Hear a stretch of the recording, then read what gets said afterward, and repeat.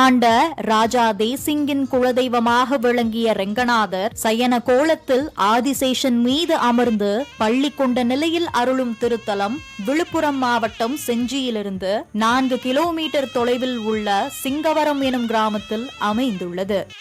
யமபயம் போக்கும் சிங்கவரம் பெருமாள் குடைவரை கோயில் ஸ்ரீ ரங்கநாதர் சிம்மாச்சலம், சிம்மபுரம், விஷ்ணு செஞ்சி என்றெல்லாம் வரலாற்றில் சிறப்பித்து போற்றப்படுகிறது. இத்தலத்தின் மலையடிவாரத்தில் இயற்கை எழில் கொஞ்சும் அமைதியான சூழலில் பாறைகளில் செதுக்கப்பட்ட ரங்கநாதரின் திருப்பாதத்தையும் அனுமாரின் திரு உருவத்தையும் கண்டதும் உள் நெஞ்சில் பக்தி உணர்வு மேலோங்க தொடங்குகிறது.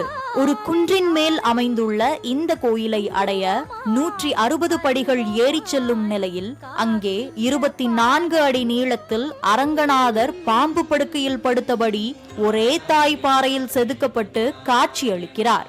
பல்லவ மன்னன் மகேந்திரவர்மனின் தந்தையான ஸ்ரீ சிம்ம விஷ்ணு தன் அரண்மனைக்கு அருகே அமைக்கப்பட்ட எழில்மிகு மலர்வனத்தில் பூத்து குழங்கிய பூக்கள் அரண்மனைக்கு வராததை கண்டு நந்தவனத்திற்கு சென்று பார்த்தார். அப்போது வராகம் ஒன்று மலர்களை சேதப்படுத்தியதை கண்டு அதன் முன் குதித்து அதை வேளால் குத்த முயன்றான்.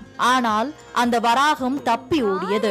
மன்னன் விடாமல் துரத்தினான். ஒரு கட்டத்தில் வராகம் நந்தவனத்தை தாண்டி மலை மேல் ஏறத் தொடங்கியது. மன்னனும் விடாமல் பின்தொடர்ந்தான்.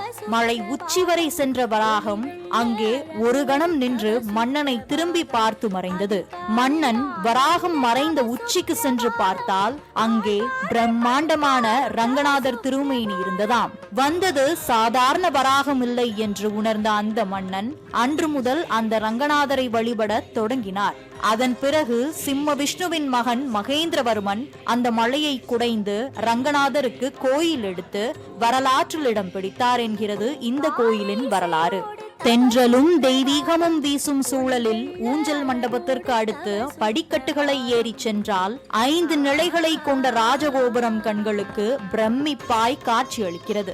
அதன் அருகில் லட்சுமி தீர்த்தம் அமைந்திருக்க அதனை கடந்து சென்றால் தொன்மை வாய்ந்த குடைவரையை காணலாம். இந்த மண்டபத்தில் துவாரபாலர்களும் மற்றும் 2 வரிசை தூண்கள் அமைந்துள்ளன.